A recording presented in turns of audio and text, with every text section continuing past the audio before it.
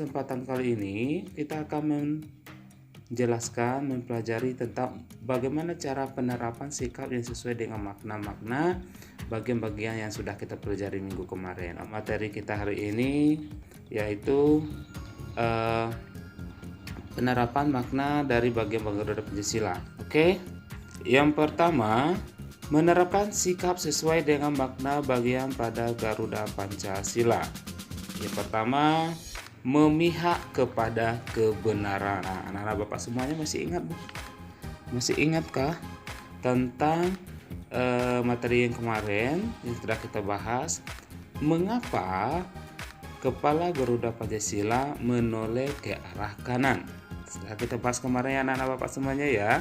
Nah, ini terjawab di sini. Jadi kepala Garuda Pancasila menoleh ke kanan artinya bangsa Indonesia memihak atau selalu memihak kepada kebenaran. Artinya bangsa Indonesia selalu menunjukkan ke hal yang baik, hal yang benar, hal yang tidak merugikan sesama, hal yang tidak menindas kita antar sesama, dan lain sebagainya. Jadi yakinlah bahwa bangsa Indonesia adalah suatu bangsa yang selalu memihak kepada kebenaran. Nah, Pak, apa saja sih contoh dari sikap yang memihak kepada kebenaran? Anak-anak Bapak ada yang tahu? Oke, di buku anak-anak Bapak juga sudah ada ya. Nanti bisa dilihat mulai dari halaman 11. Materi kita pada hari ini dimulai dari halaman 11 ya, anak-anak semuanya. Bisa sambil mendengarkan penjelasan Bapak dibuka bukunya.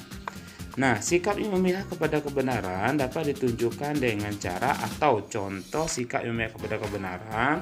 Di sini yang pertama Bapak ambil adalah berani mengaku kesalahan. Nah, ini adalah satu sikap yang amat perlu dimiliki oleh seorang pelajar seperti anak-anak Bapak semuanya ya. Berani mengaku kesalahan artinya ketika kita telah melakukan kesalahan, sebesar apapun kesalahan yang telah kita lakukan, seberat apapun kesalahan yang telah anak-anak Bapak lakukan, namun Bapak ingatkan di sini, anak-anak Bapak semuanya harus bersikap jujur, berani mengakui kesalahan, berani berbuat, berani bertanggung jawab. Ya, jadi jangan takut. Mengaku kesalahan adalah suatu perbuatan yang sangat baik. Ya, Bapak bangga sama anak Bapak yang mampu, yang bisa, yang sanggup mengaku jika ia telah melakukan kesalahan. Nanti setelah ia mengakui ada kesalahan yang telah dilakukan, baik sengaja maupun tidak sengaja, harus diakui jujur dari diri sendiri, dan nantinya kalau memang kita merasa bersalah, kita langsung meminta maaf kepada seseorang yang telah kita sakiti atau seseorang yang telah kita rugi, buat dia rugi, buat dia sedih dan segala macamnya. Itulah yang dikatakan berani mengaku kesalahan. Oke, anak-anak Bapak semuanya, kita masuk yang kedua. Ya. Yang kedua, mengerjakan ulangan secara sendiri. Nah, artinya melakukan atau mengerjakan soal-soal ulangan pada nantinya kalau ada ulangan, nanti Bapak berikan beberapa soal ulangan secara sendiri. Artinya apa? Kita harus yakin bahwa diri kita bisa, bahwa diri kita mampu untuk mengerjakan soal ulangan yang telah diberikan guru kita sesuai dengan kemampuan dari diri kita sendiri, tanpa menghiraukan jawaban saya salah, kurang tepat, kurang lengkap. Ternyata jawaban kawan saya, menurut saya, anggapan saya belum tentu benar. Menurut diri kita bahwa jawaban teman kita itu paling benar, tapi itu belum. Bahkan bisa sebaliknya. Nah, disinilah kalau untuk mengerjakan sesuatu itu yang pertama yang harus kita miliki, Bapak ingatkan kepada anak-anak Bapak semuanya itu adalah rasa percaya diri yang penuh atau yang tinggi yang luar biasa. PD, percaya diri, confidence ya, confident to ourselves. Nah, jadi kita harus percaya dengan kemampuan diri kita sendiri dan kita tidak bisa tergiur atau mudah terpancing dengan dengan jawaban-jawaban atau hasil yang diberikan dari orang untuk kita. Kita harus percaya bahwa diri kita bisa dan kita yakin. Ya, jadi mengerjakan sesuatu, apalagi seulangan ataupun ujian nantinya itu harus sesuai dengan kemampuan diri kita sendiri. Artinya apa? Ketika pertama kita melakukannya sesuai dengan kemampuan sendiri, oh ternyata nilai saya segini, salahnya segini, benarnya sekian. Nah, dari kesalahan itu kita akan mulai belajar. Kita akan melengkapi di mana sih kesalahan kita, di mana sih kekurangan kita, sehingga kita bisa mengintrospeksi diri kita sendiri. Sehingga suatu saat nanti anak Bapak semuanya akan terbiasa seperti itu dan rasa percaya dirinya akan mantap. Sehingga akan menunjukkan hasil yang memuaskan. Oke, anak Bapak semuanya ya, itu yang dikatakan mengerjakan ulangan secara sendiri ya, anak Bapak semuanya ya. Kemudian yang ketiga, mengembalikan kelebihan uang kembalian kepada penjual. Nah, di sini Bapak ambil suatu cerita. Ada seorang anak yang bernama si Uding diminta sama orang tuanya, yaitu ibunya, untuk membantu ibunya membeli suatu barang kebutuhan dapur ibunya. Nah, si Udin lah mengiyakan dan langsung pergi ke toko warung yang dekat dengan rumah dia, sehingga barang yang diminta ibunya pun dapat dan si Udin langsung pulang dan Udin menyerahkan barang yang diminta ibunya beserta dengan kembalian uangnya.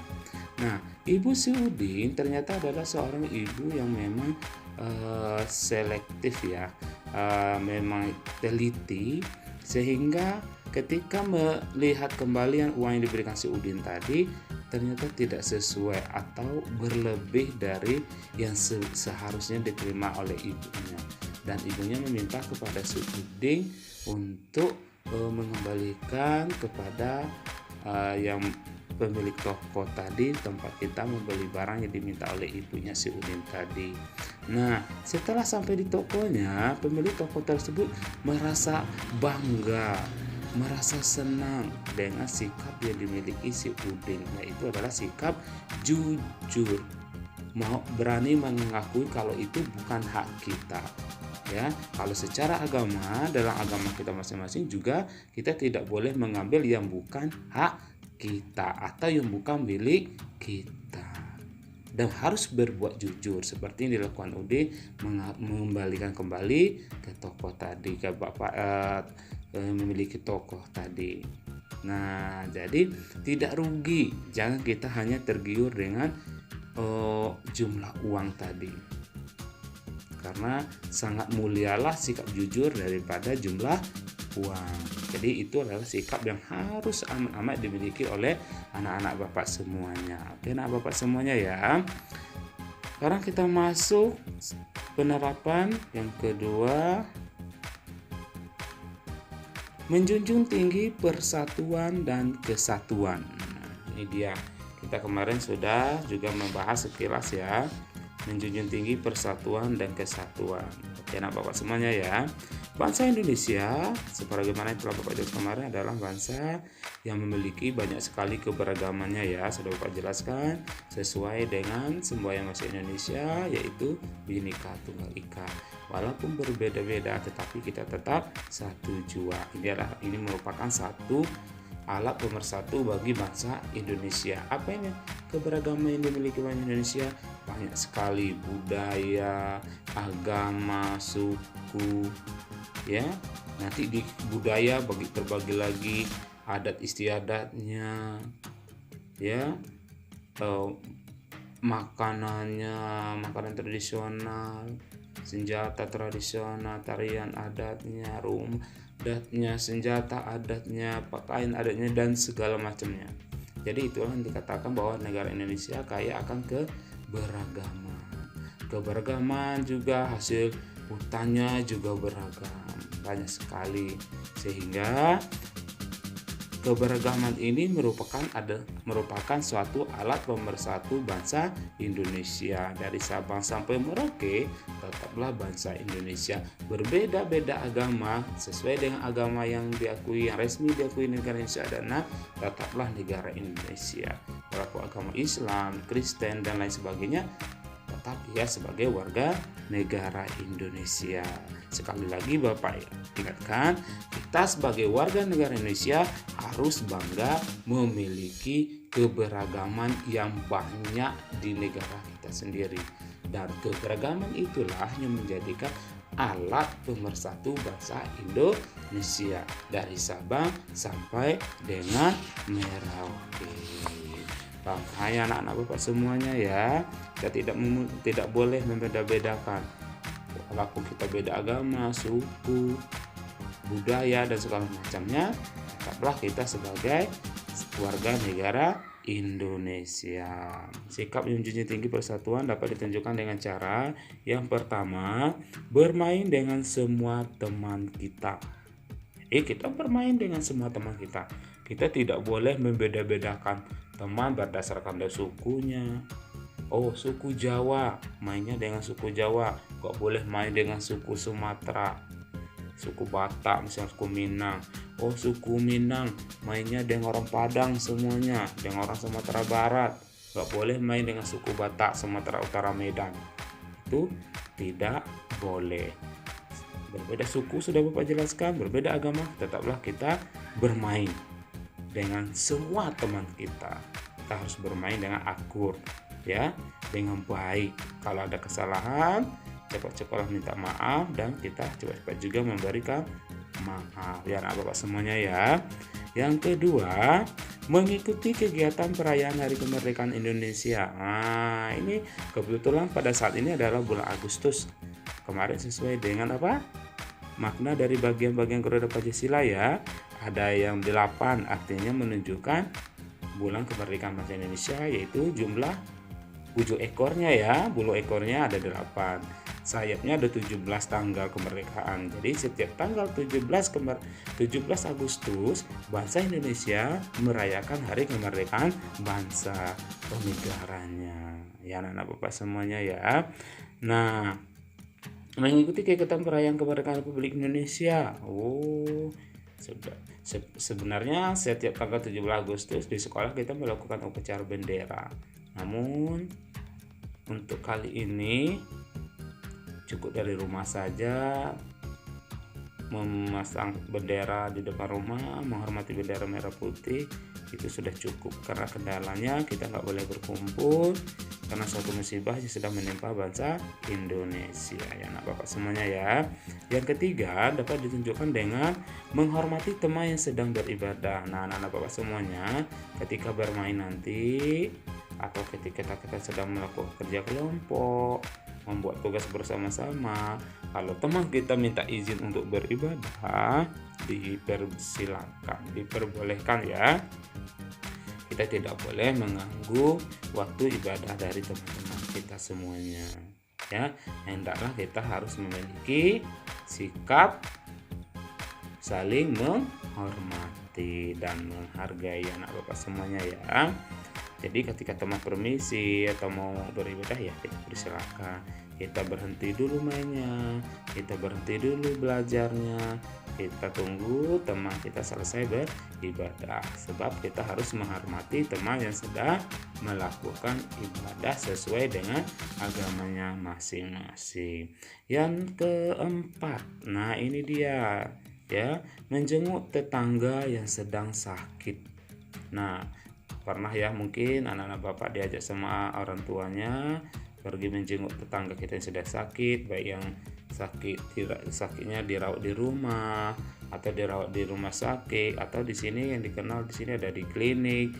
Nah mungkin kita kalau sudah mendengar tetangga kita ada yang dirawat atau ada yang sedang sakit, pasti kita langsung menjenguknya ya anak Bapak semuanya ya. Itu juga salah satu sikap yang akan semakin membuat hubungan antara kita dengan tetangga kita semakin erat, semakin baik, semakin akur. Nah, tetangga kita, ingat, tetangga adalah keluarga kedua yang terdekat dengan kita. Apalagi di sini di tebing tinggi ini rata-rata kita di KPR adalah masyarakat perantauan semuanya.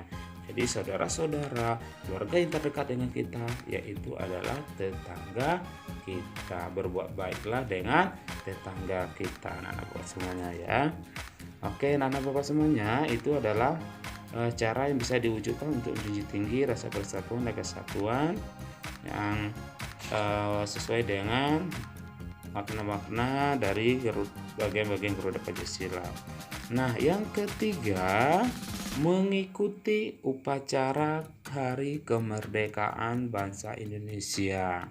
Setiap tanggal 17 Agustus, bangsa Indonesia merayakan Hari Kemerdekaan Indonesia sesuai dengan hari Deklarasi Kemerdekaan Negara Indonesia oleh Presiden pertama kita, seperti yang sudah Bapak jelas kemarin, Presiden Bapak Soekarno, yaitu pada tanggal 17 Agustus 1945.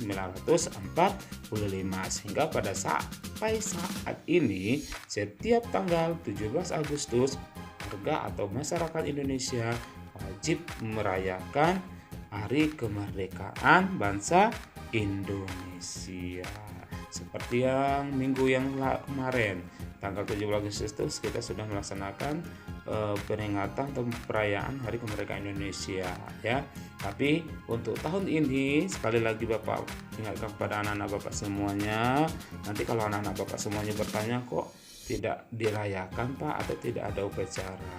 Nah, kebetulan pada saat ini negara kita sedang dilanda, atau bukan negara kita sendiri ya, semua dunia merasakan adanya suatu musibah, yaitu adanya virus COVID-19. Jadi kita dilarang, tidak boleh mengumpulkan massa, berkumpul dengan orang banyak untuk menghindari penularan dari virus tersebut. Mudah-mudahan tahun depan nantinya kita tidak ada lagi suatu masalah, musibah, kita bisa kembali seperti sedia pada dulunya merayakan Hari Kemerdekaan Indonesia setiap tanggal 17 Agustus. Nah, untuk perayaannya, bagaimana bentuk perayaan bisa dilakukan anak-anak Bapak sebagai seorang pelajar? Misalnya bisa mengikuti upacara mengikuti upacara bendera peringatan kemerdekaan Indonesia, atau yang kedua bisa mengikuti perlombaan-perlombaan yang disediakan ya. Nah, untuk perayaan Hari Kemerdekaan Indonesia biasanya dilakukan di dua tempat. Yang pertama biasanya dilakukan di lingkungan sekolah ya, ataupun dilakukan di lingkungan rumah ya anak Bapak semuanya ya. Nah, kalau untuk tahun ini mungkin ada di lingkungan rumahnya yang melakukan perayaan Hari Kemerdekaan Bangsa Indonesia bahasa kita. Kalau untuk kali ini perayaan di sekolah tidak diadakan karena satu masalah tadi sudah Bapak jelaskan ya anak-anak semuanya ya. Nah, ketika merayakan Hari Kemerdekaan Bangsa Indonesia dari Sabang sampai Merauke merasa sangat senang, gembira sekali karena ini merupakan suatu hari yang bersejarah bagi bangsa Indonesia. Oke anak-anak Bapak semuanya, kita masuk yang selanjutnya, yaitu menerapkan sikap yang sesuai dengan sila-sila Pancasila. Nah, sesuai dengan sila-sila yang terdapat Pancasila, ada berapa sila? Terdapat 5 sila sesuai dengan simbol sila-sila itu sendiri yang sudah kita bahas kemarin. Dan kali ini kita akan bahas tentang bagaimana cara penerapan sikap yang sesuai dengan sila Pancasila. Nah, untuk di kelas 3 semester 1 kita akan membahas hanya sampai dari sila pertama dan sila kedua saja ya anak-anak Bapak semuanya ya. Kita masuk sila yang pertama disimbolkan oleh bintang. Nah, dilambangkan dengan bintang artinya ini adalah bintang melambangkan cahaya di malam hari ya. Kalau cahaya bintang bermakna seperti bagaimana Tuhan Yang Maha Esa menyinari ya, memberi cahaya bagi kehidupan umat manusia di atas bumi. Nah, itu untuk sila pertama disimbolkan oleh bintang.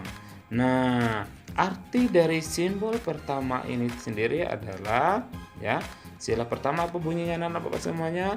Ketuhanan yang Maha Esa. Ya, arti simbol dari sila pertama ini apa?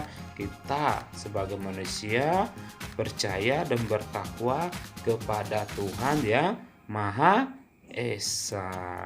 Artinya apa? Bangsa Indonesia percaya bahwa alam dan seisinya adalah ciptaan dari Tuhan yang Maha Esa, ya. Contoh sikap yang sesuai dengan sila pertama Pancasila yaitu ketuhanan yang Maha Esa, ya, adalah berdoa sebelum dan sesudah makan. Artinya sila pertama ini lebih menekankan sikap kita terhadap agama yang kita yakini atau sesuai dengan agama kita masing-masing. Jangan lupa lagi agama-agama yang sudah kita bahas kemarin yang diakui atau yang telah diresmikan negara Indonesia. Anak Bapak jangan lupa ya. Dan itulah agama-agama yang kita yakini, yang kita anut sesuai dengan keyakinan kita masing-masing. Nah, di sini pertama berdoa sebelum dan sesudah makan. Bapak yakin anak-anak Bapak semuanya sudah terbiasa sebagai rutinitas kita hari sebelum dan setelah makan kita harus berdoa. Untuk doa di sini adalah secara garis besarnya kenapa kita harus berdoa? Itu secara garis besarnya artinya berdoa di sini kita mengucapkan rasa syukur. Ya, bersyukur kepada Tuhan Yang Maha Esa bahwa kita pada kesempatan ini ketika kita berdoa, kita masih bisa menikmati adanya makanan dan minuman yang merupakan pemberian dari Tuhan Yang Maha Esa. Jangan lupa ya anak Bapak semuanya yang berdoa sesuai dengan agamanya masing-masing sebelum dan sesudah makan. Yang kedua, beribadah sesuai dengan agama masing-masing. Ya, sesuailah dengan agama dan keyakinan kita masing-masing.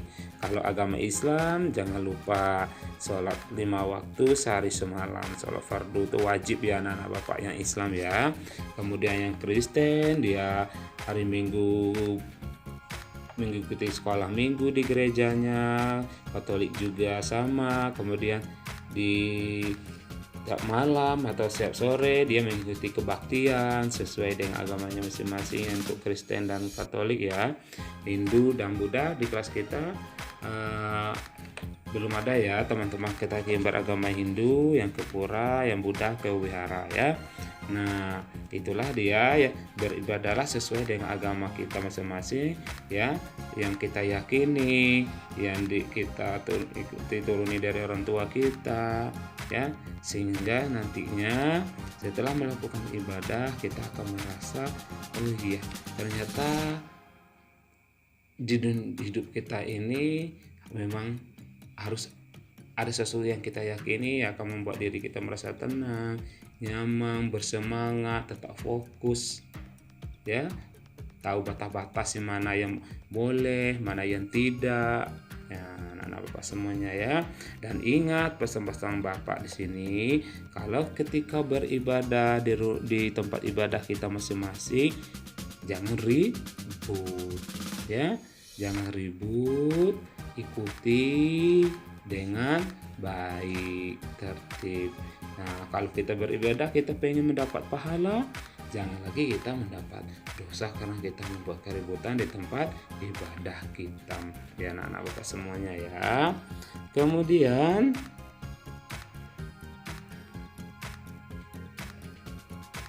sila yang kedua, Pancasila disimbolkan oleh apa kemarin simbol kedua dilambangkan dengan simbol apa? Disimbolkan dengan rantai ya. Jadi rantai ini ada dua bentuk pada rantai. Nah, Bapak bisa perhatikan nanti ya. Ada bentuk rantai berbentuk bulat. Kemudian ada lagi rantai yang berbentuk peta ya. Nah, bulat dan peta ini memiliki makna tersendiri. Nah, kalau untuk rantai bulat menandakan laki-laki. Bagaimana dengan rantai petak? Menandakan perempuan. Jadi di bumi ini, ya, di dunia ini ada kaum laki-laki dan ada kaum perempuan. Jadi apa artinya, ya, simbol dari rantai? Tadi ada dua jenis rantai, bentuk rantai dan artinya masing-masing. Nah, ini dia, ya. Secara keseluruhan, sila kedua Pancasila memiliki arti persamaan kedudukan setiap orang. Setiap orang, laki-laki dan kaum perempuan, memiliki hak yang sama, ya. Kewajibannya sama, hak juga sama, ya. Jadi tidak ada lagi larangan-larangan kepada perempuan tidak boleh ini, tidak boleh melakukan hal ini, tidak boleh melakukan hal yang itu, ya, sesuai dengan kodrat kita sebagai manusia. Jadi persamaan kedudukan setiap orang. Jadi tidak ada lagi menganggap remeh kaum perempuan, bahwa yang paling kuat itu adalah laki-laki dan sebaliknya, itu tidak boleh, karena persamaan kedudukan setiap orang. Sikap sesuai sila kedua Pancasila harus kita terapkan. Kenapa harus kita terapkan? Nah, ya, tadi yang Bapak katakan, kenapa sikap-sikap yang terkandung dalam sila kedua Pancasila ini harus kita terapkan, harus kita lakukan dalam kehidupan kita sehari-hari. Kenapa? Yang pertama, bisa membuat hidup kita menjadi rukun dan damai. Ya, kenapa? Saling menghormati, menghargai antara laki-laki dengan perempuan. Sebaliknya juga, perempuan dengan laki-laki harus saling menghormati dan saling menghargai. Setelah terjadinya kerukunan dan kedamaian, kita bisa saling tolong menolong. Yang laki-laki menolong yang perempuan, yang perempuan bisa juga menolong yang laki-laki, ya. Terus semakin meningkatkan tali silaturahim atau semakin meningkatkan keakraban antara kita, ya, antara kaum laki-laki dan kaum perempuan. Jadi itulah makna yang terkandung dalam sila kedua Pancasila, disimbolkan oleh rantai, ya. Jadi banyak di sini. Kalau sila kedua Pancasila ini apa bunyinya, anak-anak Pak semuanya? Kemanusiaan yang adil dan beradab. Nah, jadi beradab, ya. Jadi semua yang kita lakukan ada tata keramanya, ada aturannya, bahasanya gimana. Nah, karena kita memiliki keberagaman tadi, sudah kita bahas tadi di sila pertama ini. Sila pertama juga kita harus menghargai keberagaman, di sila kedua juga. Jadi kita tetap tidak boleh melakukan tindakan yang merugikan orang lain semata-mata hanya menyenangkan diri kita sendiri. Tidak boleh melecehkan, mengejek suku lain, suku dan bangsa lain, agama lain, hobi teman kita, ya. Tidak boleh egois, menunjukkan kalau hal-hal yang kita miliki, hal-hal yang kita lakukan itulah yang lebih baik, sedangkan yang teman lakukan, yang teman miliki itu tidak baik, ya. Jadi kita selalu menganggap orang lain itu lebih rendah daripada diri kita sendiri. Jadi di sila kedua Pancasila ini adalah bagaimana cara kita bisa membantu orang lain. Setelah bisa membantu orang lain, kita akan merasa hidup rukun dan damai. Setelah rukun dan damai, terjadilah peningkatan keakraban atau penjalinan silaturahmi antara sesama manusia. Inilah yang dikehendaki sesuai dengan pengalaman sila kedua Pancasila. Oke, anak-anak Bapak semuanya, ya. Untuk materi hari ini Bapak rasa cukup sekian. Mudah-mudahan anak Bapak semuanya bisa memahami dan lebih mudah mengerti. Sekian, terima kasih atas perhatiannya. Assalamualaikum warahmatullahi wabarakatuh.